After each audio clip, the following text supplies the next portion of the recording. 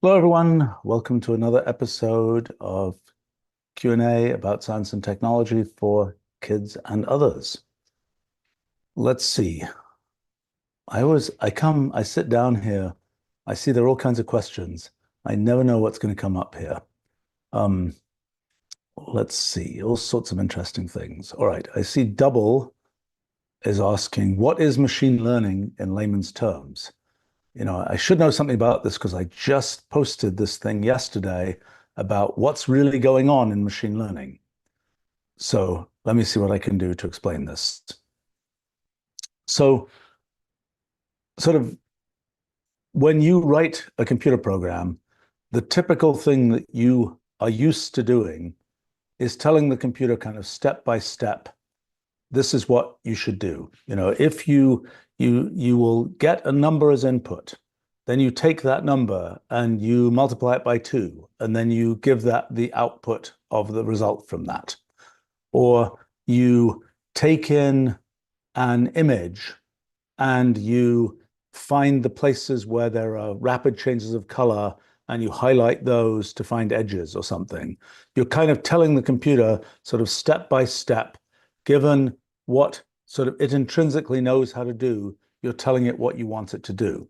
Now, my own effort in building Wolfram language over these years has been to provide sort of a range of primitives, what you could tell the computer to do that kind of correspond to the things that are sort of high level computational things that you might want to do. Like, there's a function in Wolfram language that's called edge detect that will take an image and will replace that image by an image of just the edges.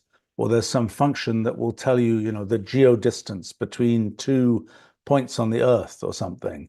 Those are so, but the general way that one programs a computer is it has certain operations that it knows how to do. You tell it how to string together those operations to do whatever you have in your mind for the computer to do.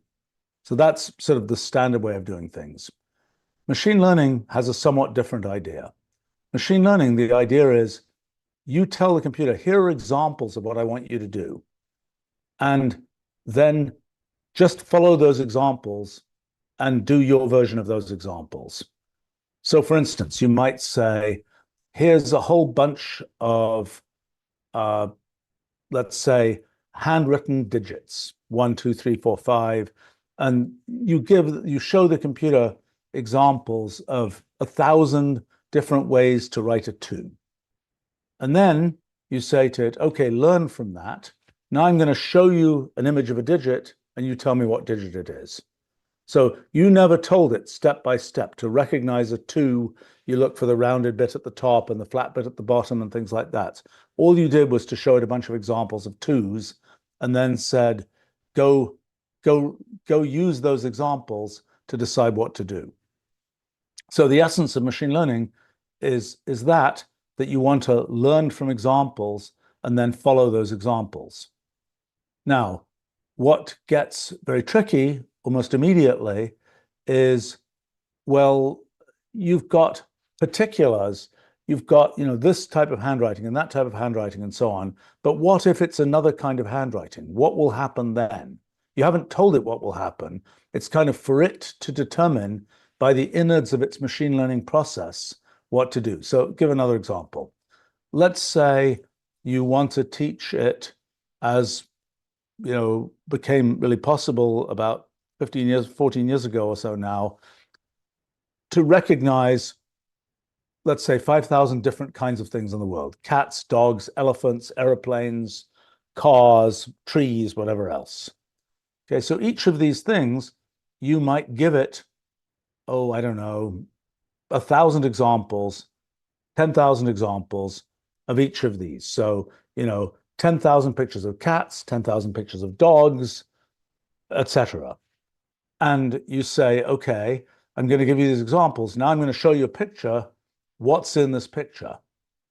So, for example, that one question would be, let's say that somebody has rather unreasonably taken their dog and dressed it in a cat suit and put, cat ears on the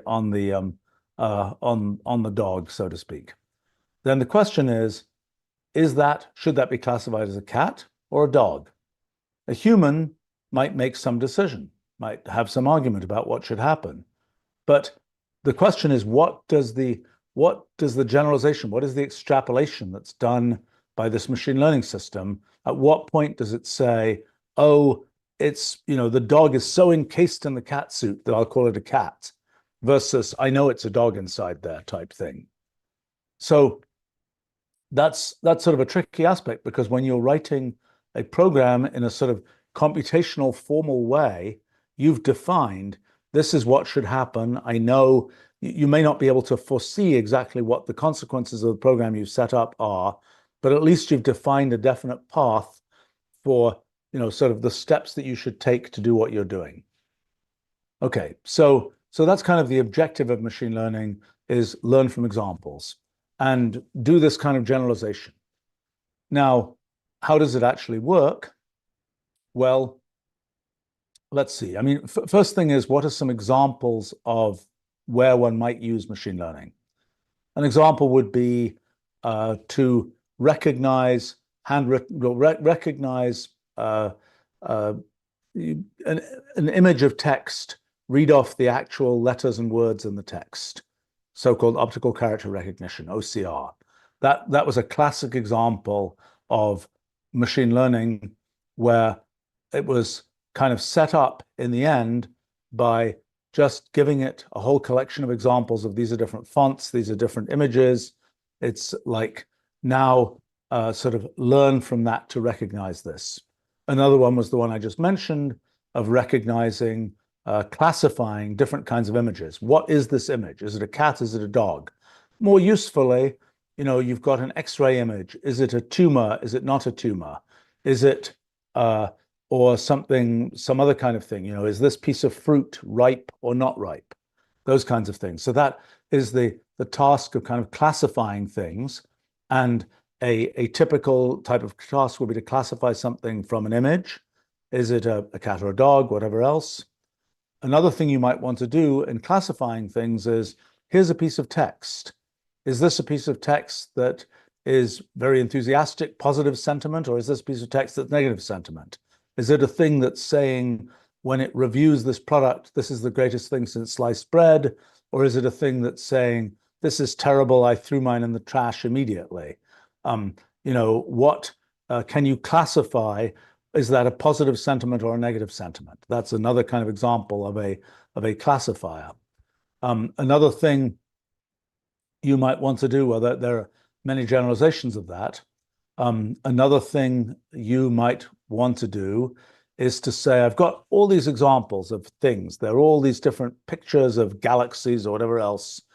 Try and arrange those galaxies in a way where you're clustering galaxies that look similar together. You kind of say, imagine that there are different features of these galaxies. Some are spiral galaxies, some are globular clusters, some are this and that and the other. And somehow, without me telling you, look at how round they are, how elongated they are, and so on. Just figure out some way of categorizing them so that you can kind of draw them in sort of a feature space where you say, these are the ones over here, and they all happen to be spirals. Here are the ones over here. They all happen to be spheres, and so on. That's kind of another application.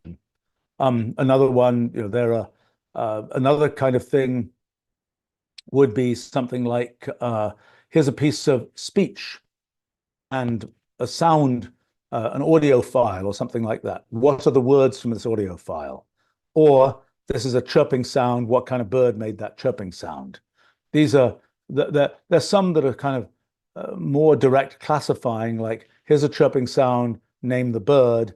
There's some that are more like kind of a more running thing, like here's a bunch of audio, tell me the whole collection of words that were made, the whole sequence of words, what was said in this audio, those kinds of things. So that's those are other kinds of sort of tasks for machine learning. Then one that's come into great prominence recently is generative AI, where one is not just saying, what is this classified? Is it a this or a that? But one instead is saying, I want a thing more or less like this. Generate one for me. And there are a couple of common cases of this. One is what large language models do and things like ChatGPT do, where their fundamental operation is, I've got a piece of text. What's a reasonable way to continue that text? So classic example might be the piece of text is the cat sat on the. What's the likely next word? Okay, it's Matt. Okay, what if the text was, tell me a story about a blue wolf? And that is sort of a prompt. And the idea would be sort of continue that in a way that is somehow typical of the way that one has seen examples of that being continued on the web. Now, an important example of that particular case is, let's say, tell me a story about a blue-green wolf with yellow antlers. Not the wolves have antlers. You can pretty much guarantee that that prompt has never occurred on the web. So what has to happen is this AI system, this machine learning system, it has learnt from examples on the web, but the way that it continues has to be based on sort of the innards of the thing it learnt, not sort of a literal, oh yes, I've seen one like this before on the web. Another example, just to sort of fill this in, would be generating images or videos or something from, let's say, a textual prompt, where what you're roughly trying to do, again, is to follow the examples. So let's say you're generating images. Let's say you've seen billions of images from the web or something. And then what you're doing is you're trying to make that arrangement of pixels that sort of is like the arrangements of pixels you've seen on images on the web, but you're trying to guide the particular arrangement of pixels to be one that, for example, you would classify as being a picture of a crocodile dancing on the moon or something, where the thing that says, what is this picture, would say, oh yes, based on the examples I know, this is a crocodile dancing on the moon, and so on. Okay, so that's sort of the objective. Now, how do you actually make this work? Well, what you want to do is have some system where you give it a bunch of examples and it will be able to sort of adapt itself to the point where when you give it another example, it will kind of follow the path that from the examples you already gave. Okay, so how would you actually do that?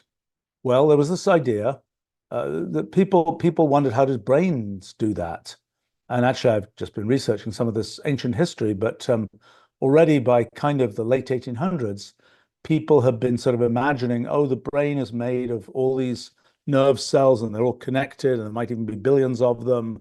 And somehow that collection of nerve cells and the electrical interactions, they knew they were electrical already at that time, interactions between them somehow have the result of doing these thinking kinds of tasks. They hadn't been nearly as crisp in the kinds of tasks that one might sort of think about as we will be today.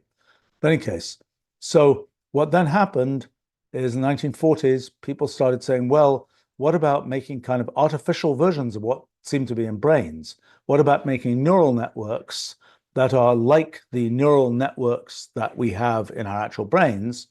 Maybe we can get them, these neural networks, to learn kind of like humans learn. Okay, so for a long time, this really didn't work out. It was like there were toy examples and it wasn't really clear it was working. And then in the beginning of the 2010s, suddenly a bunch of stuff along these lines started working. And it seems to be the case that we kind of have this model of sort of human-like thinking that we can capture in these artificial neural nets. Okay, so and that's kind of how most machine learning today is done, is using artificial neural nets. How do they work? Well, let's see. I just wrote this piece on a kind of a new way to have them work, but let me explain the kind of traditional way that they work, and maybe I'll say a little bit about the new ways to think about how they work.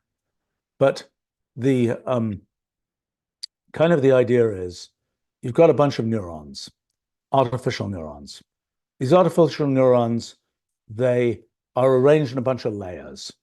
So it's like a layer of neurons, and that layer of neurons gets its inputs from a layer of neurons above it, let's say. And you kind of have this cascade going on where every neuron is getting inputs from neurons on the previous layer, and so on. And at the very beginning, there's the input of you've got all the values of all the pixels in the image or something, and you feed that to the first layer of neurons, and then they feed their values through to the next layer of neurons, and eventually 200 layers later, or actually not even that many for these kinds of tasks, but let's say 50 layers of neurons later, you have a neuron which kind of lights up when it's a picture of a cat as opposed to a picture of a dog. Okay, so these neurons, as you go through, the input is basically a bunch of numbers. Those numbers could represent kind of the character codes of characters in a piece of text. They could represent the values of red, green, blue pixels. They could represent a sound intensity. They could represent any of those things. But basically, it's an array of numbers that come in.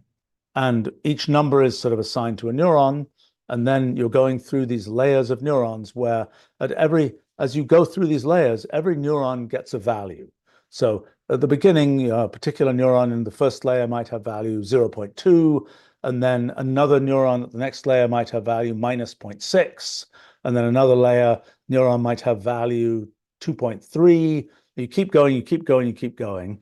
And then, for example, a typical thing might be, let's say you were recognizing digits, 0 through 9, let's say.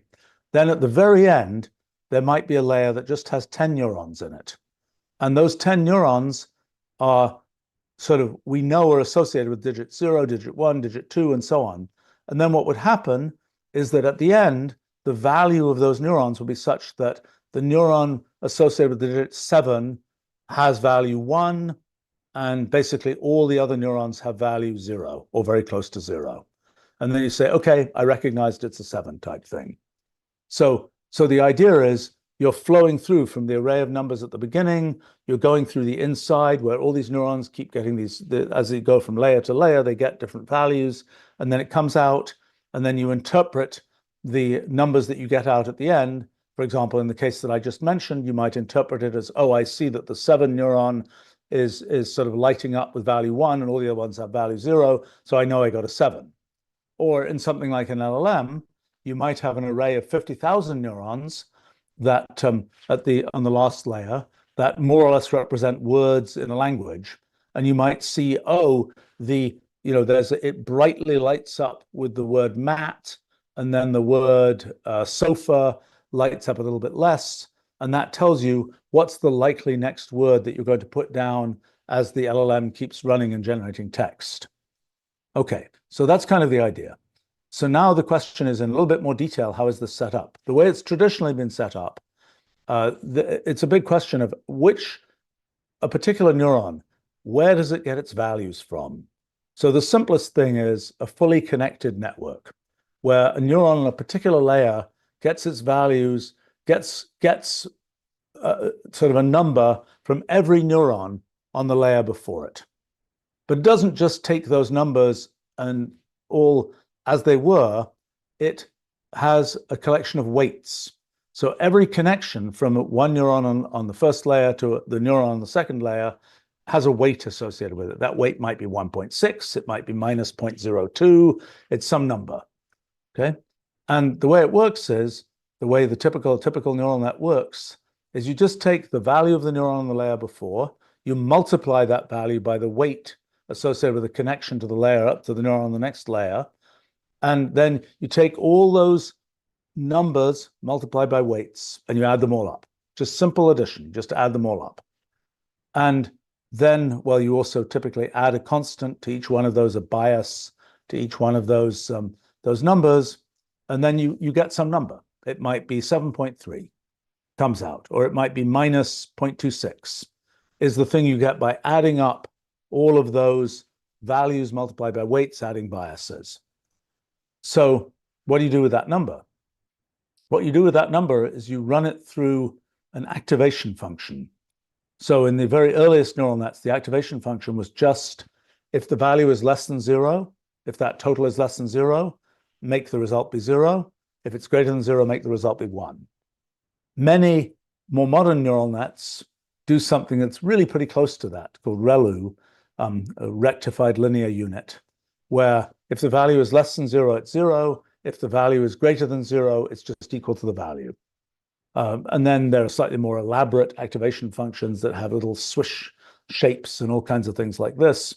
But basically what happens is this total is run through the activation function, which is sort of thresholding it and trying to turn it into something a little bit closer to like 0, 1. And then out comes a value. And that value is what's then used by the neurons on the next layer and so on. And much of the technology of neural networks has to do with exactly what this pattern of connections should be. So in the simplest case, everything's connected to everything. Then you can have so-called convolutional neural nets, which are used often for dealing with images and things like that, where there's some definite geometry to what you've got all these values of neurons, but you know that these neurons are in a two-dimensional array near to other neurons. And so you basically want to have sort of the connections between neurons are more from neuron to neighboring neurons than just a neuron to any other neuron that could be there. Or, for example, the big innovation in large language models, transformers, they are basically looking at a sequence of neurons and thinking of them as laid out in a string, a bit like text, words in a piece of text. And then a transformer is saying, okay, I'm going to look at this value and I'm going to base my new value on only values that were to the left, let's say, of the new neuron.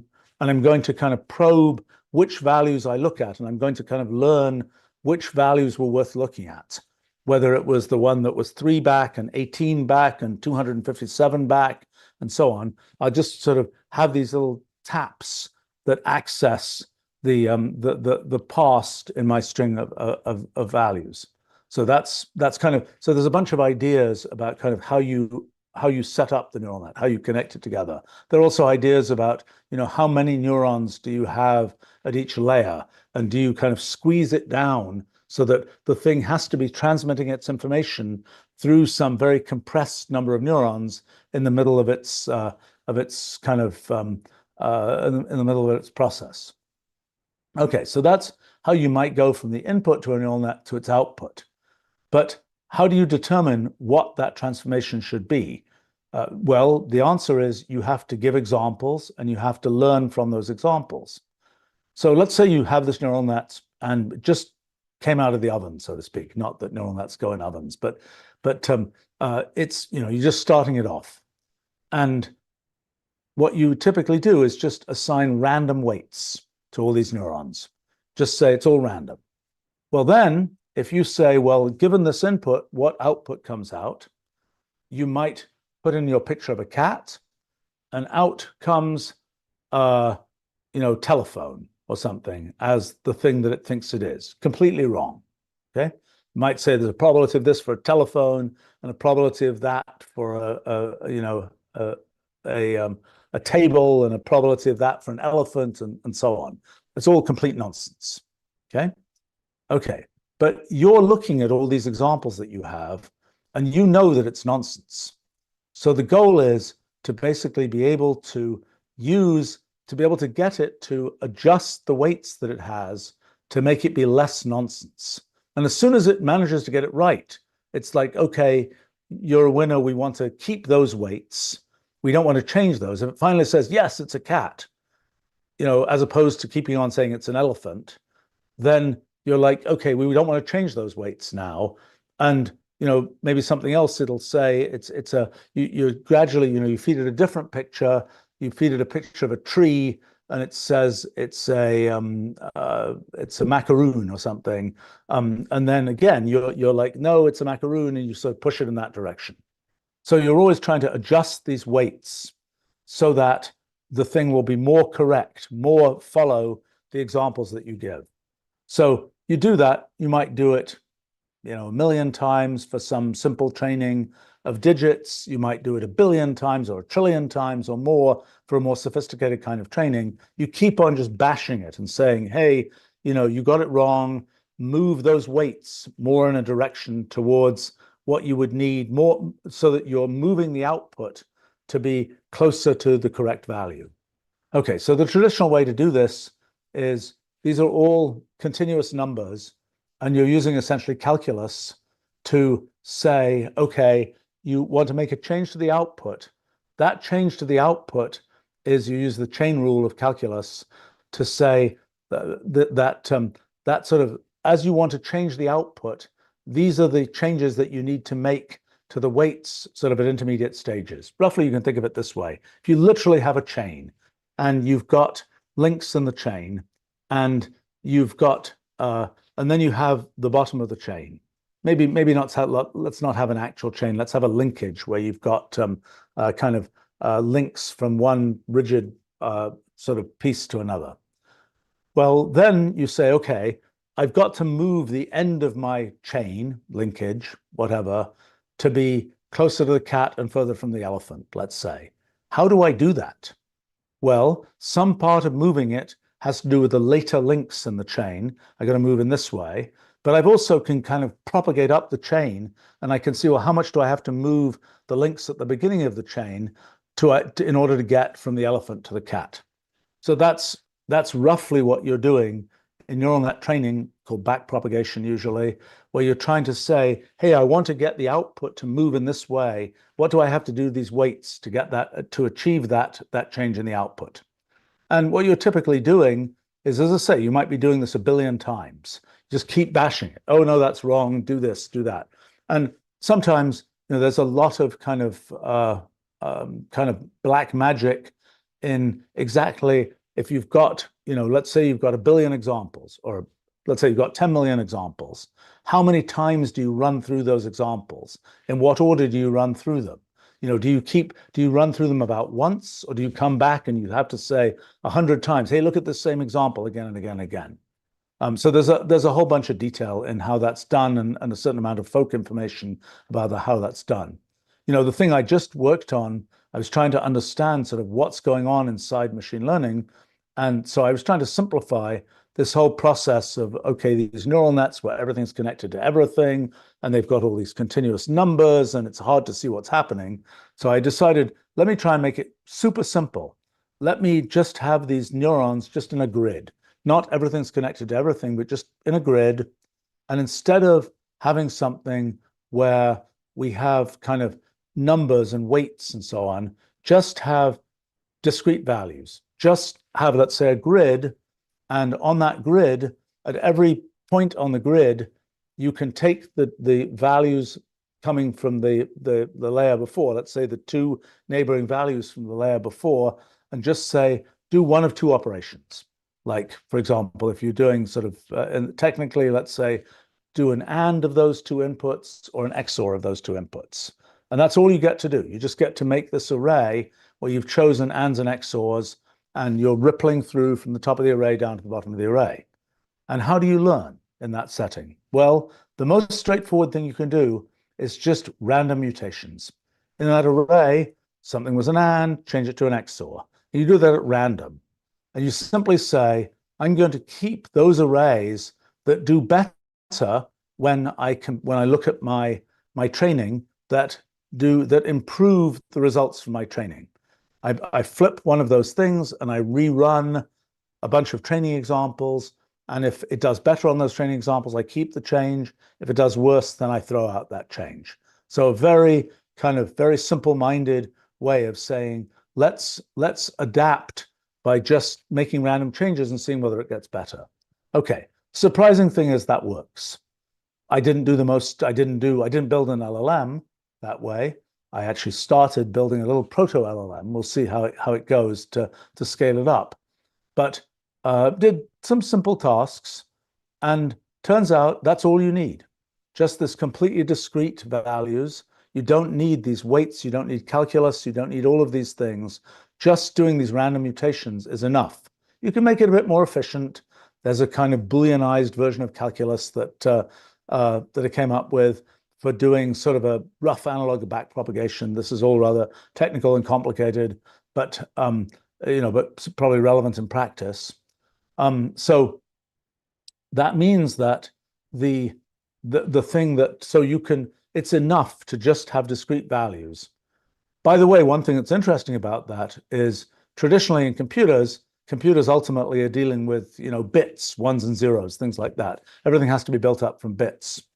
When one's dealing with neural nets, it has seemed to be the case that one's fundamentally dealing with real numbers, floating point numbers, infinite precision numbers, 2.738464, but going on, rather than just 2 or 6 or 7 or whatever. So it has seemed that neural nets kind of use sort of real numbers in an important way because they're kind of using calculus to be able to learn and so on. I think it's completely unnecessary. I think it's sort of an interesting quirk of history that that's what neural nets were set up with, but I think it doesn't need to be that way. And that has a bunch of significance for things like the kinds of computers you need in order to run neural nets efficiently, or something analogous to neural nets, machine learning efficiently, and so on. Okay, but the other advantage of being able to do these very simplified versions of machine learning where you have just these rule arrays and things like this is neural nets are very hard to visualize what's going on. You've got all these neurons all connected to each other. It's like, what on earth is going on inside there? You try and make a picture, everything's connected to everything. You can't lay it out in a nice way. It's a big mess. But with these arrays, you can actually make pictures. And what you see is in some ways a bit shocking. It's just really complicated in there. When it learns, it doesn't learn the way that you might think it should learn, where it's like recognizing all these kinds of structures, and it has some whole mechanism where you can recognize the pointy ear thing, recognizing cats, and you can kind of see, oh yes, I could have written that program myself, but I didn't. I let the machine automatically make it with machine learning. It could have been the case that what you would see inside was essentially the equivalent of what a human programmer would have written, or something where we can sort of understand its mechanism. But that's absolutely not what you see. What you see is an incomprehensible mess. And what you see in particular is you see these kind of computational processes that are going on, and they flap around in complicated ways.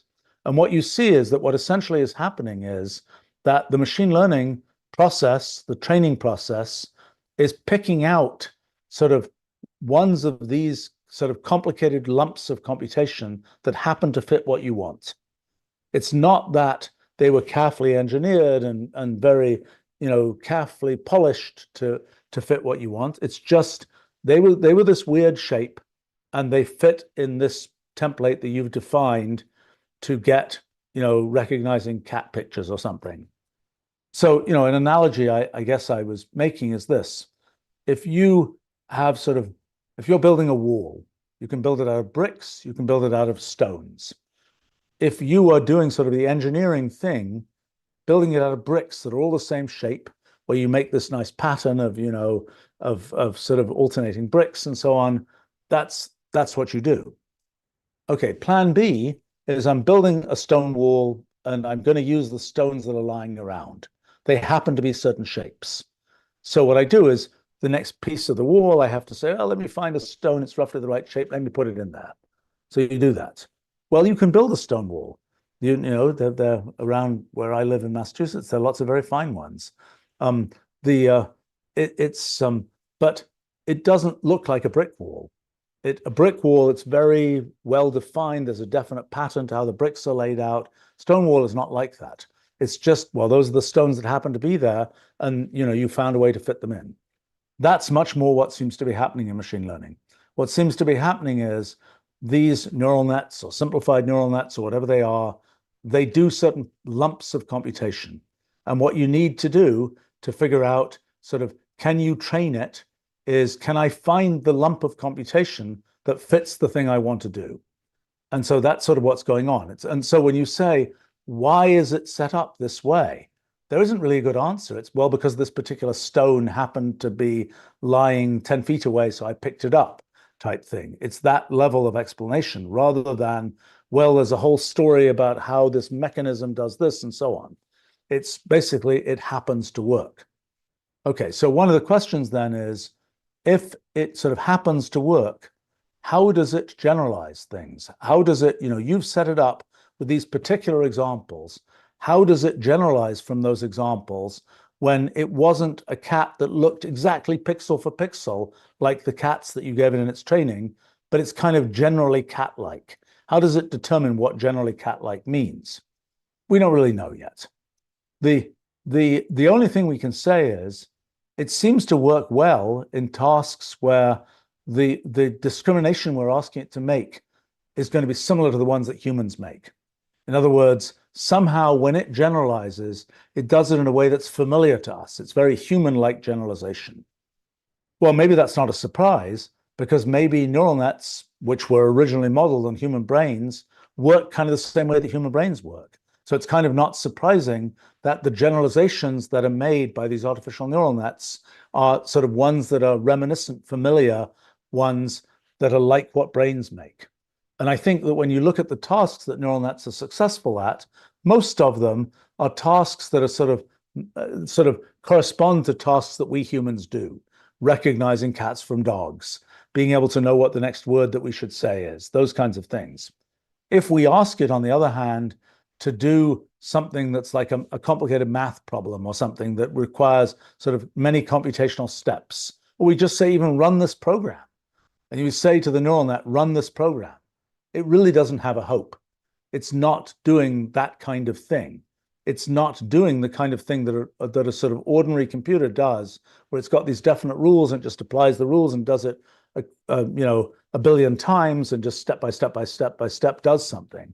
Instead, it's trying to sort of flow through these pieces that are kind of assembled like the stone wall and so on. And did it happen to, did you lock into that piece? It's kind of like, I don't know. It might be maybe a bad analogy. The game that in British English is called Snakes and Ladders, American English Chutes and Ladders, I think. Where you're kind of going along, and sometimes you on this ladder, the snake, and so on, you hit that thing and it makes forward progress or whatever else, or backward progress. And I think that's kind of more the thing that's happening when you're kind of you're sort of connecting in some useful way, in a way that is sort of corresponds to the kind of ways that we humans will also recognize things. Now, there's some examples where it seems like one sort of going beyond the typical human experience. So that's a separate thing to talk about.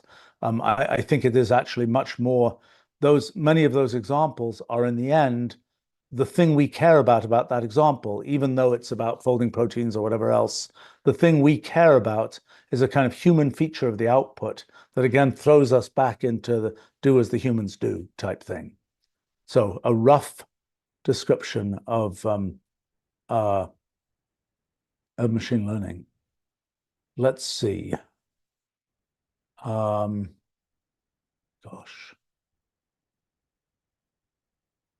I have questions here. My gosh, you guys are asking me all kinds of very different things.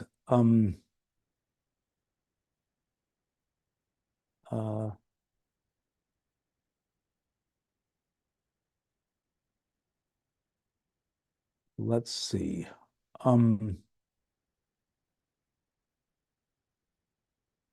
All right, there are a lot of different questions here. I'm sorry, I'm just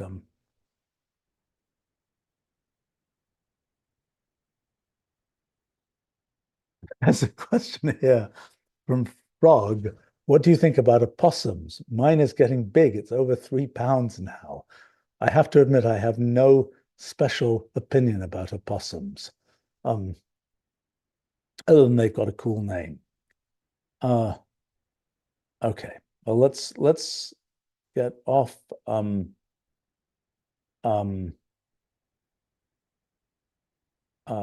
machine learning. I think one more question about machine learning here from Aaron about thermodynamic computing.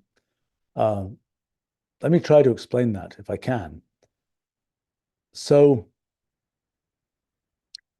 when you do a standard computation on a computer, you define certain rules, you expect the computer to follow those rules and get you an answer.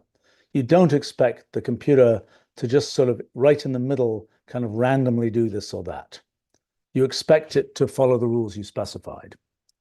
Now, sometimes maybe it's useful to just sort of try things at random and not just so for example, here's an example you might think about. Let's say what's a good case?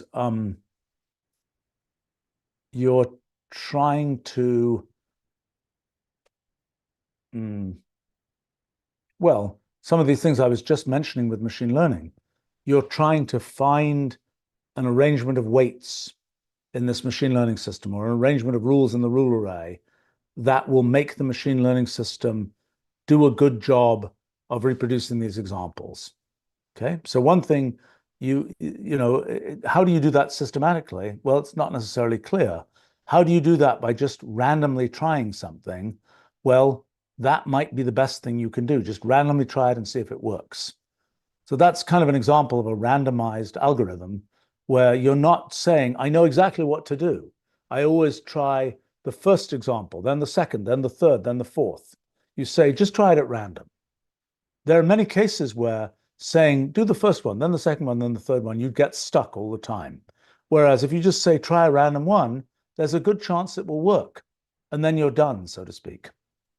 So a good example of this that's much more abstract is in checking whether numbers are prime.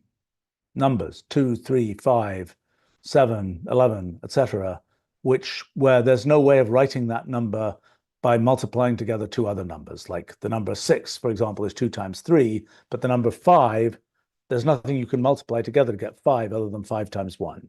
So prime numbers, question is, can you tell whether a number is prime? Okay, and turns out a chap called Fermat in the 1600s came up with there's a thing called Fermat's last theorem, which is pretty famous, sort of long unsolved problem in math, which was finally solved 20 years ago or so now. It's 30 years ago now. There's another thing called Fermat's little theorem, which is this funny result that says you take a prime number and you raise it to the power of another number, and you do modular arithmetic, you reduce it mod another number, then if that exponent number is a prime, then you'll always get a particular residue out. The result of that computation will always be 1, let's say. Okay. But so it says that will happen if that thing in the exponent is a prime. It also occasionally happens when it isn't a prime. But so an algorithm somebody invented, I don't know, 30, 40 years ago now, is the algorithm, well, just try different raisings to the power and modulo, whatever. Just try it for a bunch of different bases and just see whether you're trying to test if a number is prime. So what you do is you say, I'm going to do this computation for various different base numbers and so on, and just see, is the residue always 1 or not? If it isn't 1, you're done. You know it isn't a prime. If it keeps on being 1, you get more and more evidence that it is a prime. And so it's a probabilistic algorithm, but one where just trying it at random is really a good strategy. If you tried it from the smallest to the next one to the next one, you would run into all kinds of weird pathological things. But you do these sort of special cases, that isn't the right thing to do. It's better to just say, just try it at random. That's the best chance you'll have of getting a good estimate of what the answer is. Okay, so the question is, well, when people were first building digital computers, the big thing they were worried about is, let's get rid of any noise. Let's make sure we really get precise answers out. And in fact, people, when they were first building digital computers, were very worried that there would be a certain rate of errors, and that those errors would accumulate and they would prevent you ever being able to do correct computations. That didn't pan out because the error rate in a computer is unbelievably small. Like a computer, my computer might run doing, billions of instructions per second, might run for a year without ever having a glitch, or even much longer than that. And glitches often come from things like cosmic rays, but even those don't usually cause glitches these days. So it's digital electronics is very noise-free. But there are these algorithms where you really want some randomness injected. And so now the question is, if you don't worry about making this perfect digital electronics, if you back off from that and you say, okay, we can have some randomness, well, a couple of things are true. One, that randomness might be useful in a bunch of these algorithms. And two, by allowing yourself to have that level of randomness, you can potentially have a faster, less power usage, et cetera, kind of computing type device. So for example, in a typical computer, there are about 100,000 electrons that represent every bit of information in the computer. But let's say you take that down to 100 electrons. Well, every so often there'll be just a few electrons that are a little bit off, out of kilter and so on, and that thing that was supposed to be a 1, you'll read it as a 0. But if what you're trying to do is a computation where you want randomness, that's okay. So kind of the idea is lean into the randomness, so to speak, but ramp down just drive the computer so hard that you're not letting it do what digital computers have been doing for the last 60 years, which is, try to really get a precise digital answer. So that's kind of the idea. I don't know how well it will work out. Sort of an interesting thing to think about. It's interesting to imagine, a lot of the algorithms that we've got and developed are sort of ultimately based on the way that computers work right now. If you have a different infrastructure for how computers work, how would you change that? I have to say, though, that when you say there's randomness, one of the things that's confusing is, well, it looks kind of random at first, but if you really home in on where does every electron go and where does the randomness come from, it's sort of heat of atoms bouncing around and so on, you realize that if you start running your sort of thermodynamic computer really fast, the thing that you thought was going to be pure randomness, and where the simple theory said it's pure randomness, it won't be pure randomness. It actually has dynamics of, oh, this atom moved this way and vibrated that way, and a nanosecond later it will vibrate back, and so there will be a correlation between what happened then and what happens now, and so on. So it's a little bit more complicated than just saying, let's approximate it by saying it's all perfectly random. Let's see. Gosh,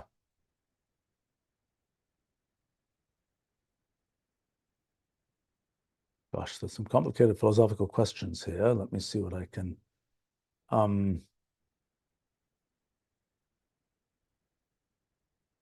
Okay, from George here. Very different kind of question. Question is, how does water vapor work? Says, when the sun shines on the ocean, it doesn't get to 100 degrees. So how does water escape being a liquid and rise up to the clouds? Good question. Okay. So, all right. So water consists of water molecules. And the question is sort of, how are those water molecules packed together?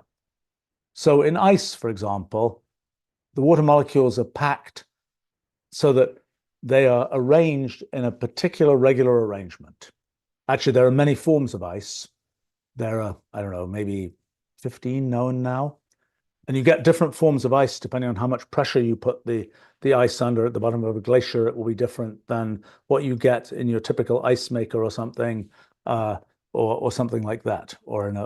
And so in ice, water molecules are arranged in a very regular array. So it's just, you go one water molecule, then the next one, then the next one, and they're all just lined up in a very regular fashion. Maybe not a single crystal of ice. The core of a snowflake, for example, will be a single crystal of ice. It's typically a hexagon. And the molecules of water are arranged in this particular array that leads them, even in the exterior, to have a hexagon. The way snowflakes grow, they're sort of overgrowing, and so they're arms that grow out. And when an arm kind of pokes out, it releases some heat that prevents anything sort of forming on the snowflake right nearby. And so it kind of, you have this growth inhibition that ends up with these kind of separated arms growing. But that's a separate issue. The main point is that in ice, the water molecules are all arranged in this regular array. Okay. How about in water vapor? Well, in water vapor, the water molecules are just running around at random.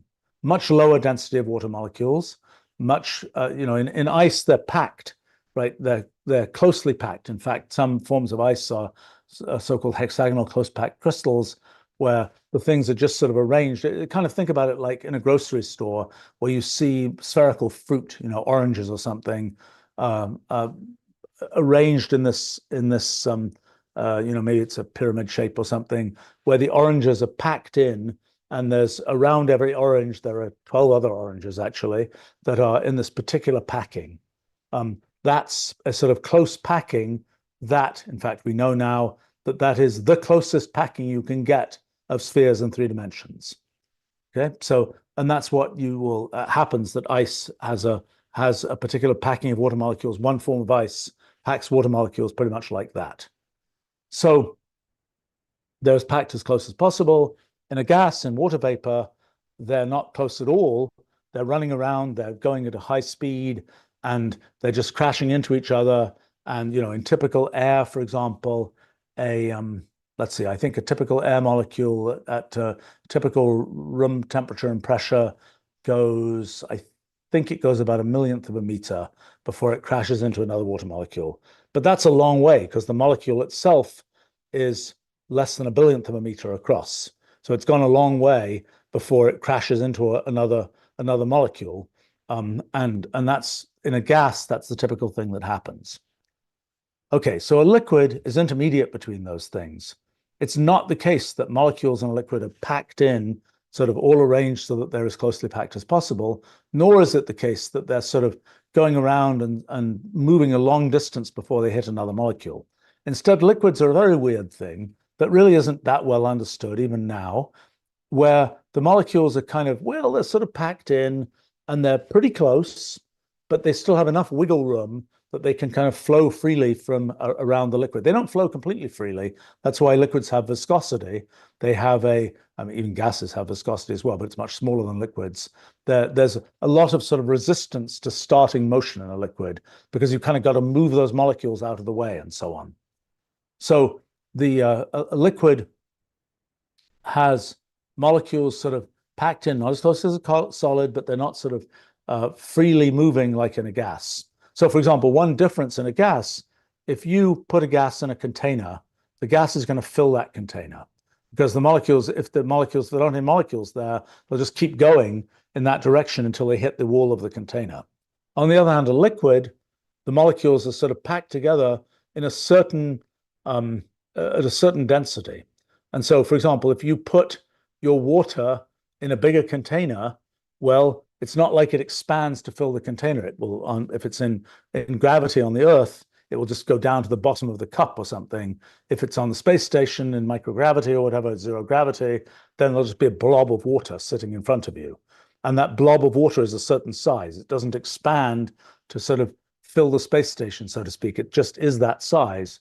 And what's happening is that the water molecules are attracting each other. So typical molecules have a certain force of attraction between molecules. We can explain how that's produced. It's in the end, it's a story of quantum mechanics and so on. But basically, molecules will always have a certain force of attraction between them. If you push them too close together, they'll also have at the core, they'll have a repulsive force. So they have typically kind of the how much force it goes sort of to, they're attractive, that they don't feel much force at all when they're far apart. It's attractive and then it's repulsive again. In the center, it's repulsive. So a typical thing for molecules are these things called Leonard-Jones potentials, where, just to fill in some math, there's a 1 over r to the 6th to 1 over r to the 7th attractive force, 1 over r to the 12th repulsive force is the typical kind of thing. So anyway, this means that molecules like to kind of attract each other a bit, but if you try and crush them too close together, they'll sort of push themselves apart. So you can't like crush matter to nothing. You'll be having repulsive forces that kind of hold matter from being crushed to nothing. But on the other hand, there'll be a tendency of these molecules to hang on to each other.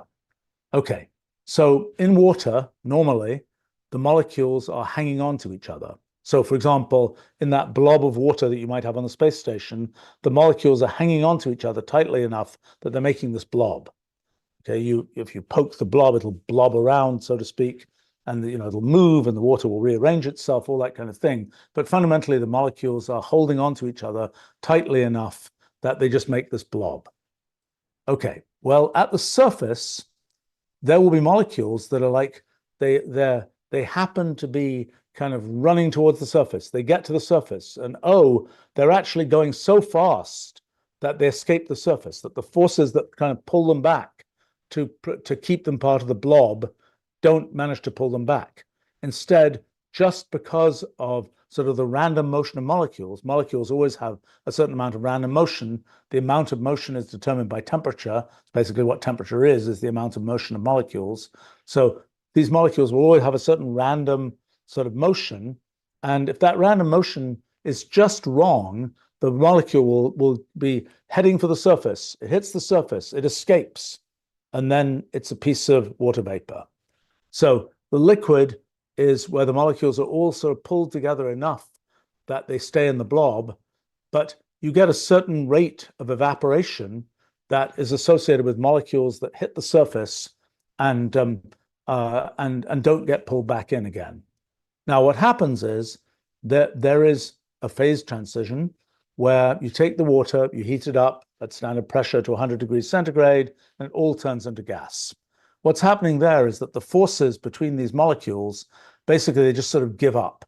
By the time the average energy associated with the sort of motion of these molecules is bigger than something, they basically, all the molecules just lose their connection, lose the ability to, they're running so fast that these forces can't pull them in and make them a liquid, so the thing becomes a gas. And that happens at a very well-defined temperature. It's a very discrete transition that at that temperature, kind of the forces of motion sort of outweigh the forces of the molecular forces pulling them back. Okay, so that's what happens in the bulk material, is at a fixed temperature, there's a phase transition, it all turns from liquid to gas. Okay, but even below that temperature, at the surface, there will be some molecules that are going fast enough that they escape the intermolecular forces. And there are roughly there's a distribution of speeds of molecules. It's not so easy to figure out what it is in a liquid. It's easier in a gas. In a gas, there's an exponential decay in the speeds of molecules. Actually, in the kinetic energy, it's e to the minus v squared for the speed. There's an exponential, it's exponentially damped. So, at twice the speed, there are, let's say half as many molecules. At 4 times the speed, there are, I'm not saying that very well, but it's every time you double the speed, you're increasing the exponent of every time you increase the speed by 1 unit, let's say, you're increasing let's say you're every time you increase by 1 unit, you're halving the number of molecules that have that speed. Another unit, you're halving again, quarter, an eighth, et cetera, et cetera, et cetera. So there's this exponential tail of speeds, at least in a gas. In a liquid, it's more complicated, but roughly it's the same thing. And as you increase the temperature, the place where that tail happens pushes further and further out. So even when you're below the phase transition temperature, below the boiling point, there will still be the case. There'll be some molecules that will be energetic enough that they will, when they hit the surface, they'll escape the surface. They won't get pulled back in again. And so that's why there's a certain rate of evaporation, even when you are below the temperature, even when the bulk liquid hasn't turned into gas, there's still some rate of evaporation. And that rate of evaporation increases, I think, oh gosh, I have to remember this. I think it increases exponentially as you get close to the boiling point. That's why there's some water vapor that comes off an ocean, for example, even when the temperature is not above 100 degrees. There are other effects. In an ocean, for example, the water is sloshing around, you get these waves, and sometimes waves will break, and you'll see these white caps, and those white caps are little tiny droplets of water. And I think when that happens, there is a higher likelihood of because you have more surface area, you have more places where the molecule would get to the surface and escape in that little tiny sort of atomized piece of water, that you'll end up with a higher rate of evaporation in those particular places. I mean, water is an incredibly complicated substance. It's the structure of liquid water is still very, very far from understood. And water, even right at the get-go, has this very weird property that it expands when it freezes. Almost nothing else does that. And water, in liquid water, I said, well, these molecules are bouncing around randomly, but that's really not true.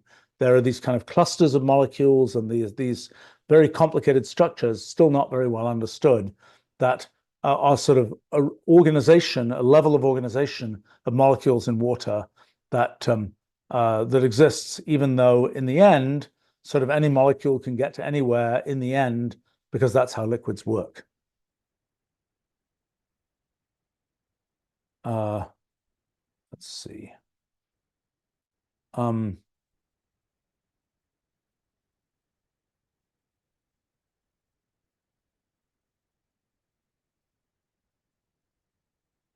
Gosh. Well, George asks, back to a previous topic, what's your intuition about the future of machine learning after my most recent research?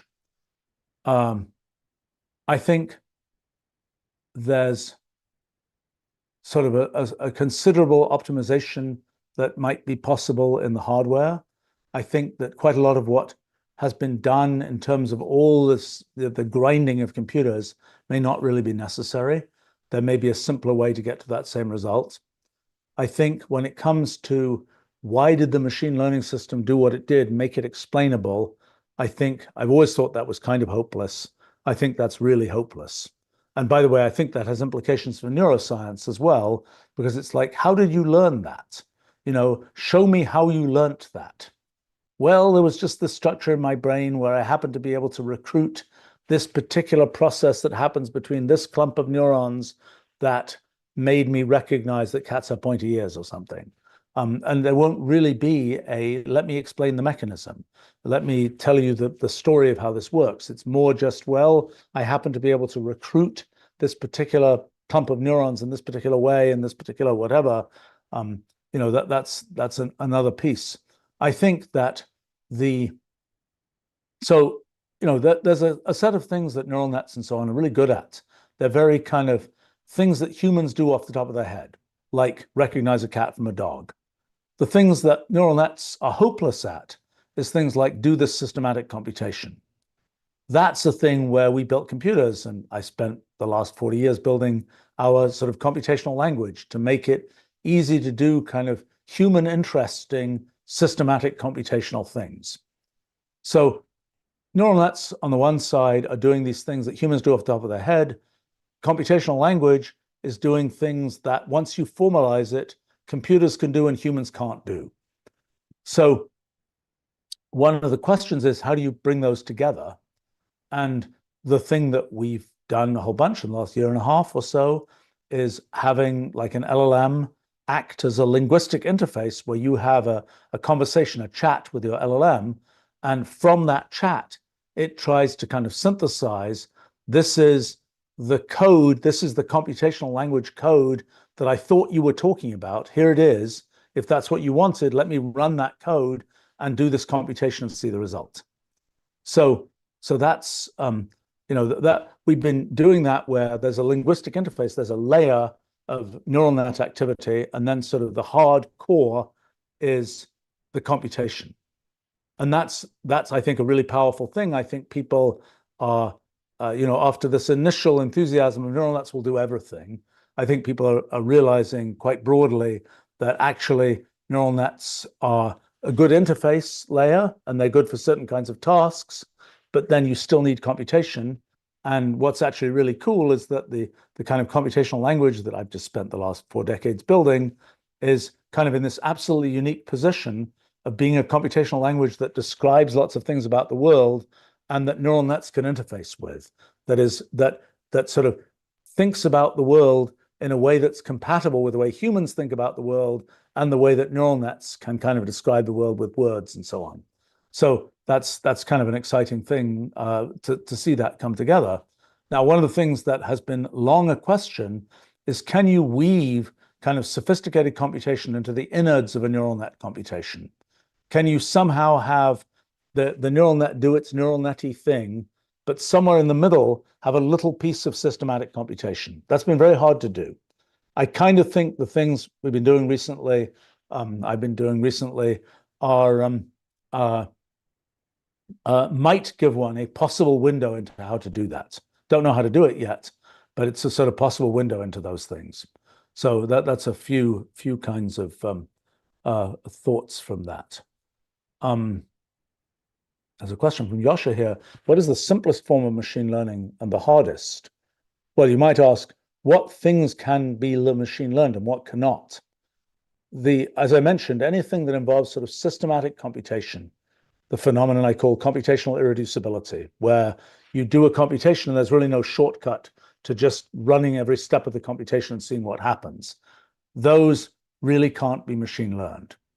The case where things are easy to machine learn is where it's all sort of everything kind of smushes into each other, and it's kind of a very kind of smooth thing where this is like that and so on. Those are things which are easy to machine learn. I think the general principle, the general kind of heuristic is, if you're doing something and you want sort of 100% success, you want to know 2 + 2 = 4. It's not like it's usually 4, but sometimes it's 5 and sometimes it's 3 and sometimes it's 82. You want 2 + 2 is 4 and it's always 4. Those kinds of tasks are not good for machine learning. The tasks where you say, hey, I want to figure out, what are the best websites to look at for this?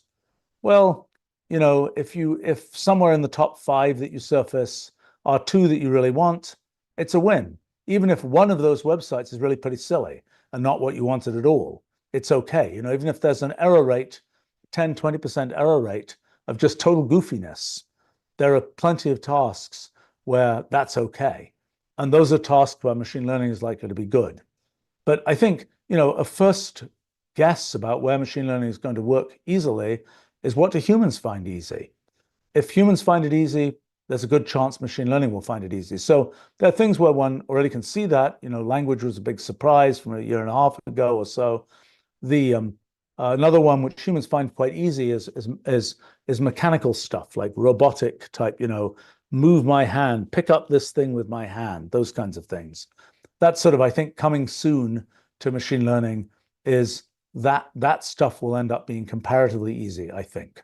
But these things that are based on sort of very systematic kind of step-by-step computation, that stuff is hard. All right, I should probably wrap up very soon. I wonder if there's just one quick question here. I'm not sure if any of these are quick. All right, I'll try one here. Sort of an seemingly elementary. Those are always the ones that are hardest for me. Hy-Vee asks, what's the difference between volume, weight, and mass? Let's see what I can do with that. So you've got an object, some solid thing, for example. First question is, so really volume is, how big is it? What are the lengths? What size of box can you fit it into? Let me just go through these quickly. And then weight is, you've got this thing and you're holding it. How hard is it pushing down on your hand when you hold it? A mass is, if you want to kind of, let's say it's on a air table or an ice or something where there's not much friction. You want to get the thing moving. How hard do you have to push it to get it moving? So clearly all these things are related. Let's take weight and mass to begin with. So mass is this quality of things that is, in a first instance, the thing that determines their sort of how hard you have to push them to get them to move a certain amount. Basically, there's this formula, it's Newton's second law, force equals mass times acceleration. And that's kind of a definition of mass. That's the so-called inertial mass, is sort of the thing that appears in that formula. How much force do you have to put to achieve this amount of acceleration?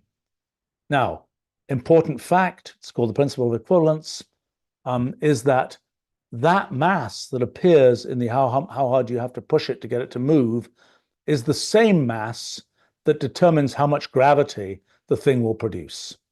So when you have a planet, for example, it has a certain mass and it's producing a certain amount of gravity, and the mass that appears in producing that gravity is the same. We know it's the same to 1 part in a 1,000 trillion, 1 part in a quadrillion. It's the same. The mass that's associated with the pushing mass is the same as the gravitational mass. So anyway, that's the notion of mass. The notion of weight is, what is the effect of gravity on that mass? So for example, on the Earth, we have a certain amount of gravity. Things accelerate at about 9.8 meters per second near the surface of the Earth. On the Moon, things accelerate 1/6 that much. So on the Earth, the weight of something is its mass, and then the weight is the force that's associated with being pulled down by gravity on the surface of the Earth. And so that's related to mass by the pull of gravity. So on the Moon, the weight of something will be 1/6 what it is on the Earth, even though the mass will be the same. Okay, so volume is, you take the thing and you're asking how much space does it take up? So, the thing, if it's a solid, it's a certain shape. But imagine that you melt it down so it's a liquid and so on. And you just say, how big a measuring container, how much space is it taking up? So you might take little pieces of the thing, and each one you might say, how many little cubes do you have to fill up the space that's the same space as the object you have? So that's related to mass by the density of the object. The volume of every little cube is, if for any given substance, there's a certain density. The density is the amount of mass in a cube of a fixed size. So for example, famously, the density of water is 1 gram per cubic centimeter. So in every cubic centimeter of water at normal pressure and so on, the density, the weight, the mass rather, is 1 gram for every cubic centimeter. So the volume determines how much water there is in terms of the size, the amount of space it takes up. And for every unit of space, water has a certain density, and so you can determine for every unit of space how much mass that lump of water will have. So that's kind of the relationship. Volume is measuring sort of the amount of space something takes up. Mass is measuring how hard you have to push it to get it to move, and weight is measuring kind of how much force is associated with it pushing down when there's gravity, so to speak.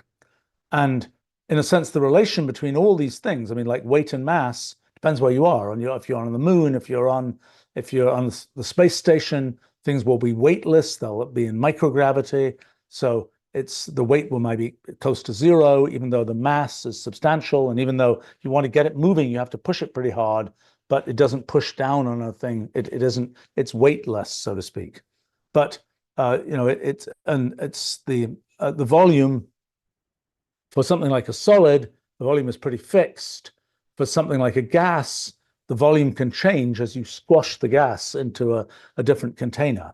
The mass, as you have a certain amount of gas, the mass will stay the same. If you have the same number of molecules, the total mass will be the same, but the volume may change as you squash it. So that's an attempt to explain that. All right, I better go to my day job here. But I see a lot of other interesting questions that I always enjoy trying to answer these things. It's very, I hope you guys find these answers useful. I find it interesting and useful to just try to sort of move my brain through thinking about these kinds of things. So thanks for asking all these questions, and look forward to talking to you another time. Bye for now.